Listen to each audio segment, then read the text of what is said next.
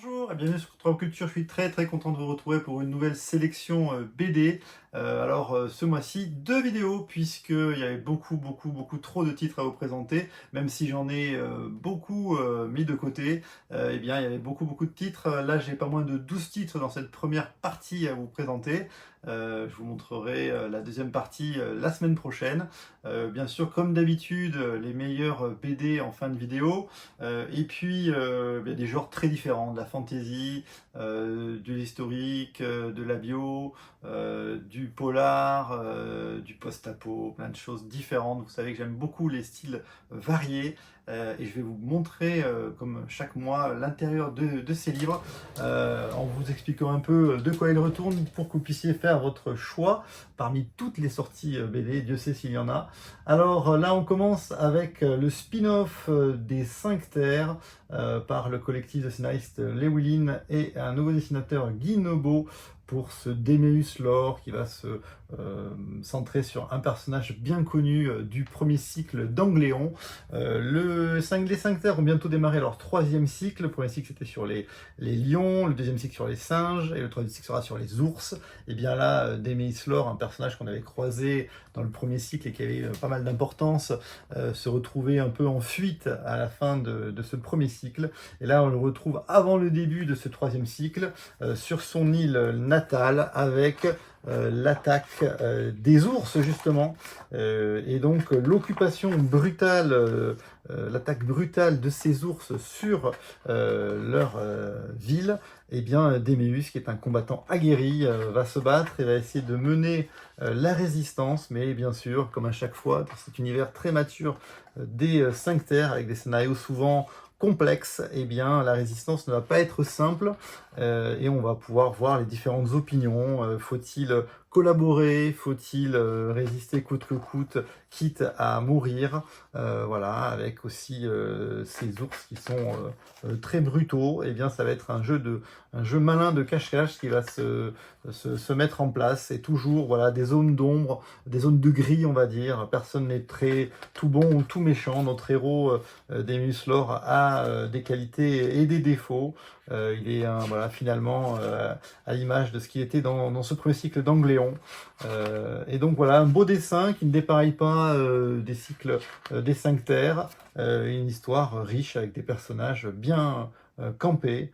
Voilà, un petit avant-bouche, avant-goût, on va dire, de ce troisième cycle qui arrivera bientôt.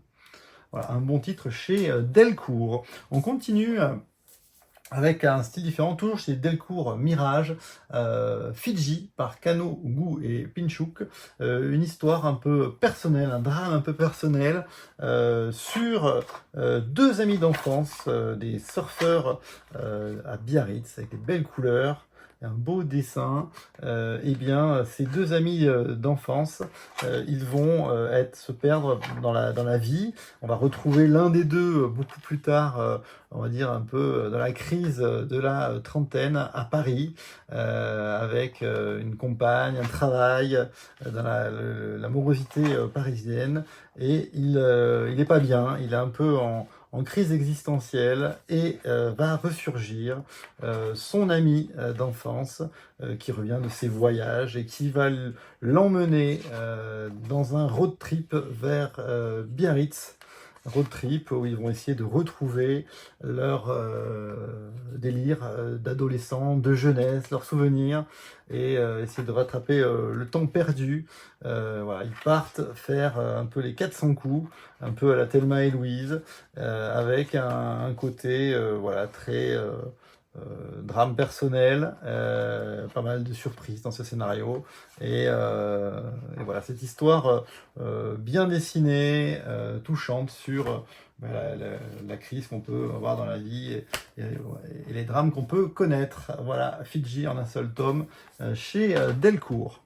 On continue avec l'intégrale du combat ordinaire de Mathieu Larsenet, au top du top avec sa route en ce moment, l'adaptation de la route qui a un succès fou, mérité. Ressort chez Dargaud l'intégrale du combat ordinaire qui était une série qui avait eu aussi beaucoup de succès critique, avec un dessin qui est une introduction intéressante, et puis un dessin qui est complètement différent. Voilà, Marnie Larsenet il est capable de faire des dessins en noir et blanc magnifiques, mais aussi de faire un dessin beaucoup plus cartoon, on va dire, beaucoup plus... voilà, mais qui marche tout autant. On peut se dire que ça pourrait être un peu comique, mais pas du tout. On se retrouve avec vraiment des tranches de vie, avec les petites choses de la vie, le quotidien de ce photographe qui voilà, est très sensible, hypersensible, que tout touche énormément dans la vie, qui fait des crises de panique et prend des anxiolytiques pour tenir, qui va voilà, aller voir ses parents, qui vit avec son chat à la campagne, et la vie va s'immiscer puisqu'il va rencontrer une jeune vétérinaire dont il va tomber amoureux, et puis qui va essayer de le faire sortir de sa petite vie bien tranquille. Lui, il a peur de s'engager, peur d'avoir une maison, peur d'avoir des enfants, peur du changement.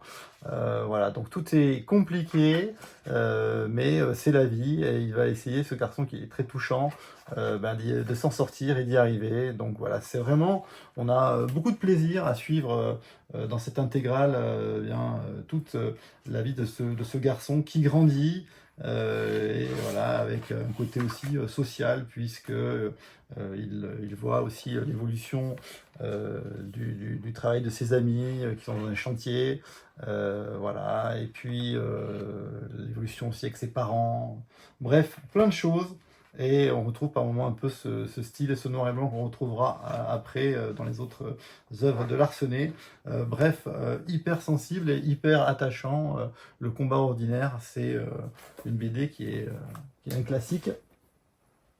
On continue chez Dupuis avec le 3e tome de la fantaisie orientale des Mamukari, ces Italiens qui font du scénario et du dessin, mais pas toujours, puisqu'il y a pas mal de dessinateurs qui se succèdent sur cette série, qui est divisée en actes, et à chaque fois on a des dessinateurs différents. On se retrouve à nouveau avec des Templiers, des histoires de djinns libérés par des rituels magiques, voilà, voilà, cet univers oriental, très très bien dessiné, même si moi, vous le savez, je préfère quand c'est un seul dessinateur qui s'y colle, puisqu'après je m'habitue, et puis aussi j'ai des dessinateurs dont je préfère le dessin. C'est vrai que j'aimais beaucoup le dessin de Mamukari, et là c'est vrai que les dessinateurs se succèdent et on ne retrouve pas toujours le même style graphique.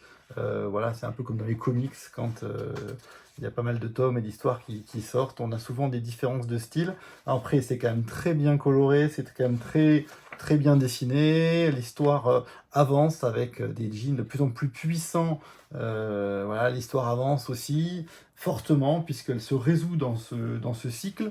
Mais on comprend bien à l'issue de ce tome qu'il y aura d'autres histoires dans l'univers de Nero, que ça va continuer. Mais bon, voilà, c'est quand même une bonne série ambitieuse, voilà, qui a un thème intéressant, qui est assez peu vu souvent, et qui va bénéficier d'une très belle charte graphique. Voilà, moi j'aime beaucoup, mais j'aimerais bien aimer que les Mamukari fassent tout seul, mais bon, ça ne doit pas être facile. On continue avec Habemus Bastard chez Dargaud, une histoire en 2 tomes de Sylvain Vallée, connu pour Tananarive, et Jackie Schwartzman. Habemus Bastard, on est dans une sorte de polar un peu teinté d'émotion et d'humour. Voilà, une histoire qui fait un peu le grand écart entre pas mal de styles différents. On retrouve un homme de main qui fait un contrat qui tourne mal, puisque la personne qu'il devait faire chanter ou influencer finit par mourir accidentellement. Du coup, gros problème, il trouve dans sa malle une tenue de prêtre, il se dit qu'il va prendre son identité et se faire la malle et se cacher, mais bien sûr ça ne va pas être aussi simple. Il va se retrouver dans une petite ville à faire le curé, et il ne sait pas du tout ce que c'est, il sait pas faire, il n'a pas la foi, lui c'est baston et flingue, et donc rapidement il va se faire courser par tout un tas d'ennemis, les mafieux qui lui avaient passé le contrat, mais aussi un clan de gitans qui veut lui faire la peau. Et donc ça, plus ces problèmes de prêtrise, où il ne s'en sort pas du tout, de catéchisme, de gérer des enfants alors que c'est une brute, un peu à la Clint Eastwood, ça va être difficile. Donc voilà, il y a du côté un peu émotion, un peu humour, mais aussi il y a de la violence. Donc voilà, il y a pas mal de styles différents. Et c'est plutôt très agréable de suivre les aventures de ce faux prêtre, un peu à la Soda, mais en version un peu différente. Voilà, c'est très bien. Vivement le deuxième tome apparaître en octobre 2024, toujours chez Dargo.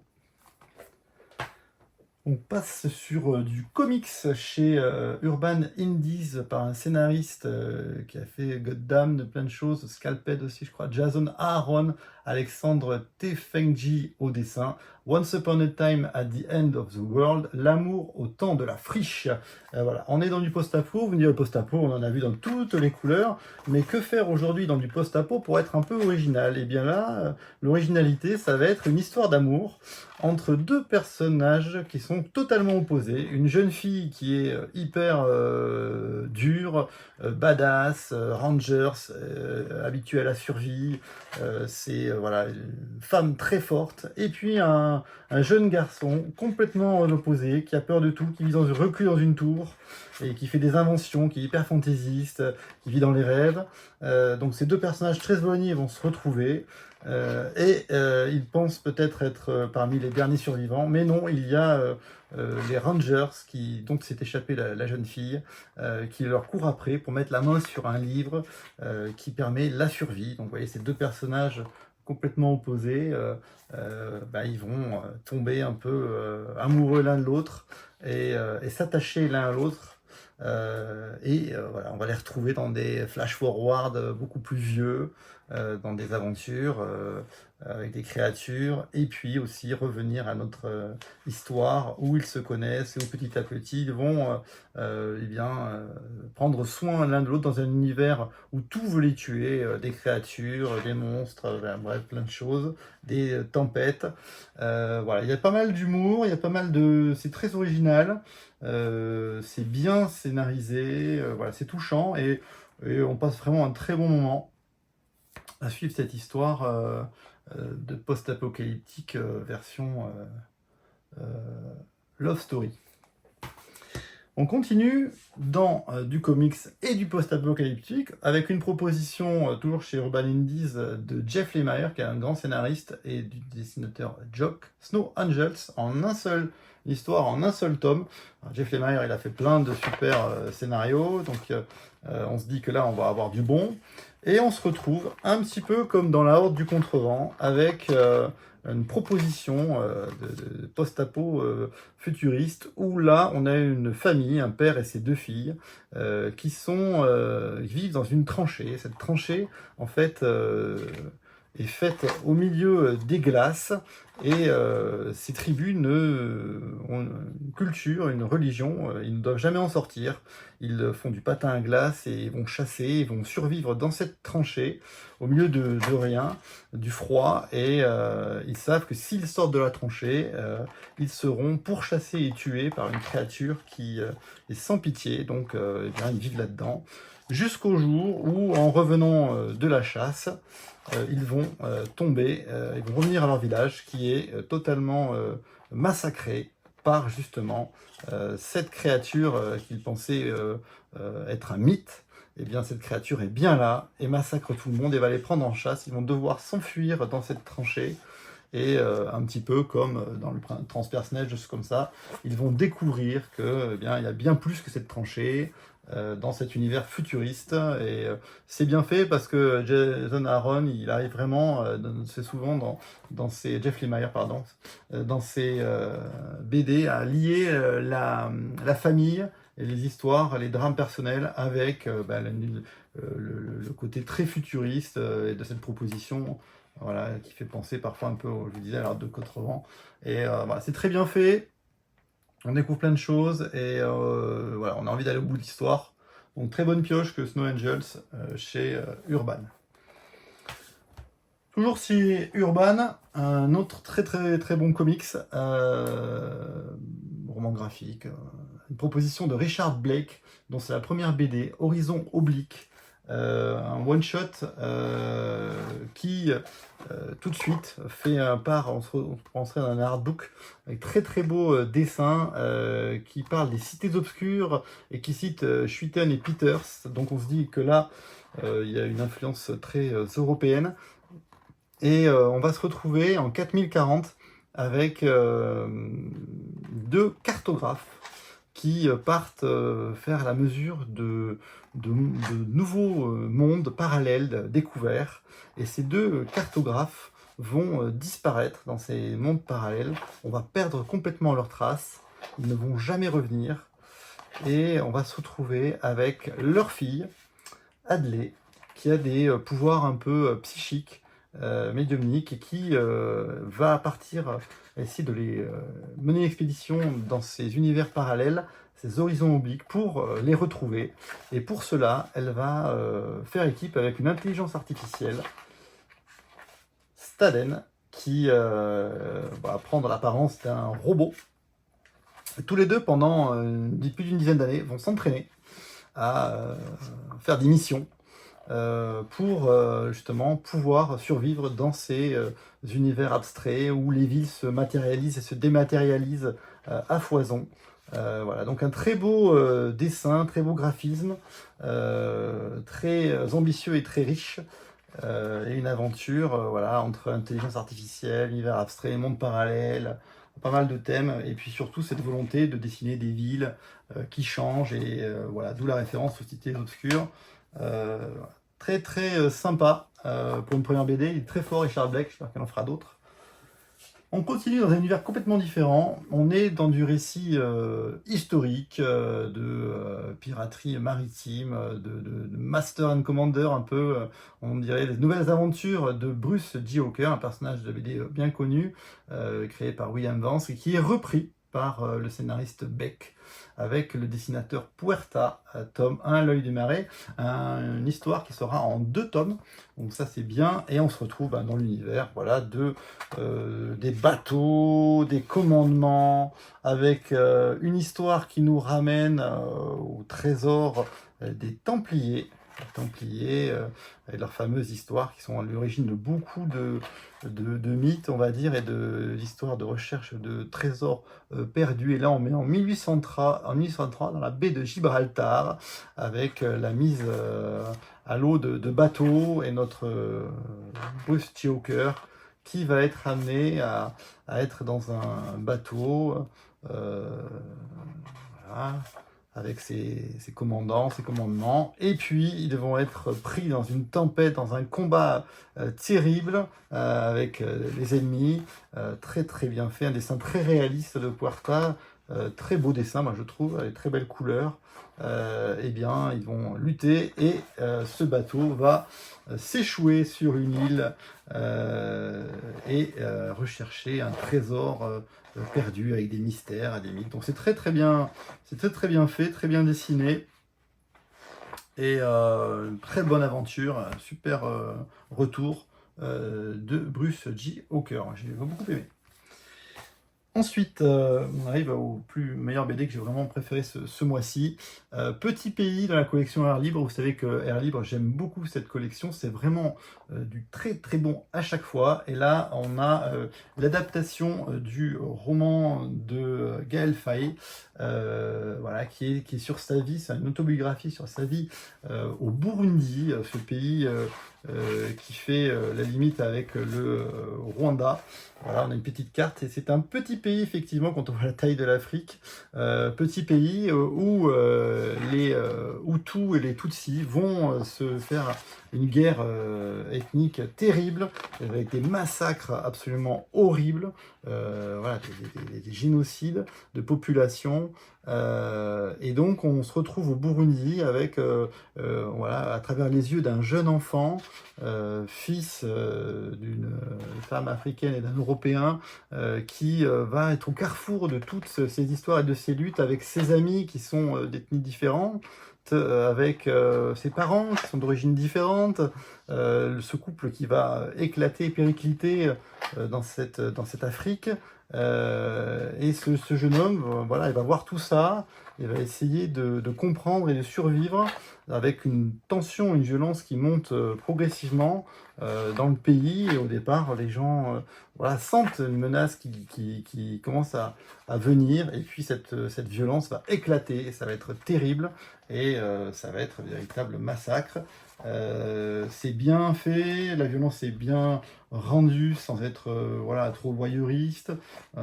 C'est quand même très très émotionnel, émotif comme histoire.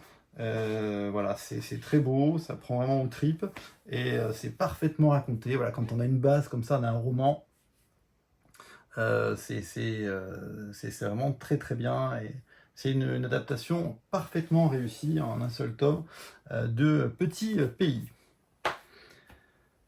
On arrive avec les BD que j'ai préférés ce mois-ci, et je vous les montre en même temps puisque c'est un scénariste qui fait un doublé incroyable, Fabien Wellman, avec 2 titres absolument parfaits, réussis, dans des styles différents, un peu le conte, l'imaginaire, et là un peu de la fantaisie et du post-apo de l'autre, avec donc Jean-Baptiste Andrae pour La cuisine des ogres, 3 fois morte chez Rue de Sèvres, et puis chez Dargaud avec Roger, le dieu fauve. Allez, on commence avec La cuisine des ogres, mais les 2 titres franchement sont excellents tous les deux, et c'est vraiment les BD du mois, tous les deux, c'est 2 superbes livres.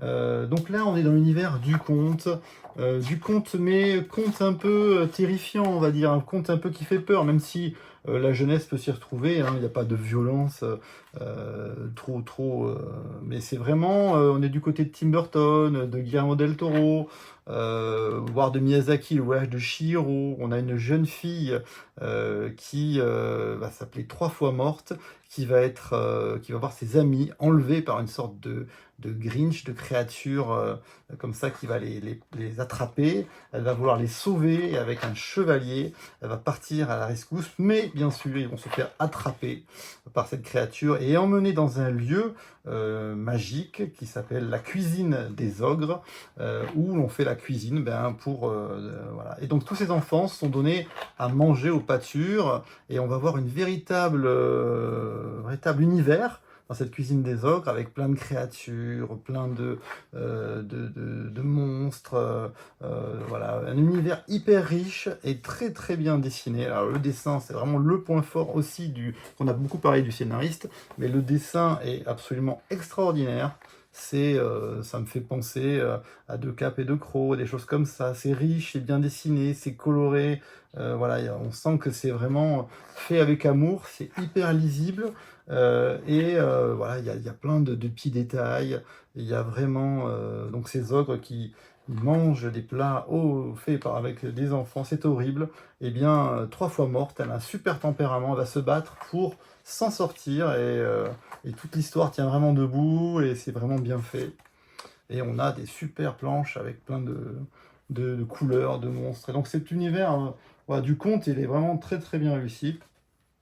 L'histoire est en un tome, mais on voit bien qu'il pourrait y avoir des suites, et j'espère qu'il y aura des suites dans cet univers, parce que c'est vraiment super. Et on n'a qu'une envie, c'est que les auteurs y retournent pour nous faire d'autres histoires dans la cuisine des ogres. Voilà, belle BD, bien produite, tout à fait réussie.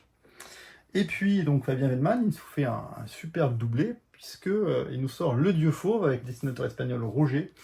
Roger peut-être, comme ça. Et donc là on se retrouve avec, alors comment on pourrait qualifier ça? On a l'impression qu'on se retrouve voilà, dans l'Afrique avec une bête et une histoire d'animaux avec des singes. Là il s'appelle Sans Voix, le singe blanc que l'on va suivre, mais rapidement on va comprendre que c'est beaucoup plus que ça, cette histoire de Dieu Fauve, puisque c'est un récit choral avec plusieurs personnages qui vont s'entremêler, dont on va entendre les voix personnelles, justement, les pensées. Et on se retrouve dans un univers un peu de fantasy ou de post-apocalyptique, mais avec un côté tribal, très réussi, puisqu'on croit vraiment ce monde que l'on découvre. Et donc sans voix, il va se retrouver enlevé par des humains. Et donc on va avoir les pensées du poète et qui vont enlever sans voix et qui vont le torturer et en faire une machine de guerre, de combat, pour faire des combats dans les arènes ou contre leurs ennemis. Voilà. Mais, et je ne m'arrête pas à spoiler plus, mais un cataclysme va faire que toutes les cartes vont changer. Les eaux vont être couvertes, tout va être détruit, et surtout Sans Voix va être libéré de sa cage et va vouloir se venger de ses ravisseurs. Et donc voilà, on va avoir l'histoire de d'autres personnes. Je crois qu'il y a 4 personnages en tout que l'on va suivre. Et vraiment, le dessin est excellent, très bien fait, on y croit, l'univers des tribus est vraiment bien restitué, et voilà, on a vraiment une histoire qui tient complètement debout, et graphiquement très très très très forte. Voilà, donc un one-shot parfait, on va dire, classique, le Dieu Fauve. Donc voilà, très très bon duo de titres ce mois-ci, de Fabien Wellman au scénario, aidé avec de très très bons dessinateurs. Donc quand on a des belles équipes comme ça, forcément ça fonctionne. Voilà, donc j'ai fini cette première partie de la sélection. Donc la deuxième partie, je pense que je mettrai la vidéo en ligne le week-end prochain. On aura d'autres titres qui sont sortis en mars et avril, très attendus. Il y a du Hawkmoon, il y a du Requiem, il y a du Daniel Close. Enfin, il y a beaucoup de choses encore à vous montrer, et de très très bons titres, en particulier des romans graphiques qui sont très très bien. Voilà, j'espère que vous avez apprécié cette vidéo, et puis n'hésitez pas à mettre des petits commentaires et tout ce qui va avec. Et puis je vous dis à bientôt pour une nouvelle vidéo sur Contre Pop Culture. Merci, au revoir.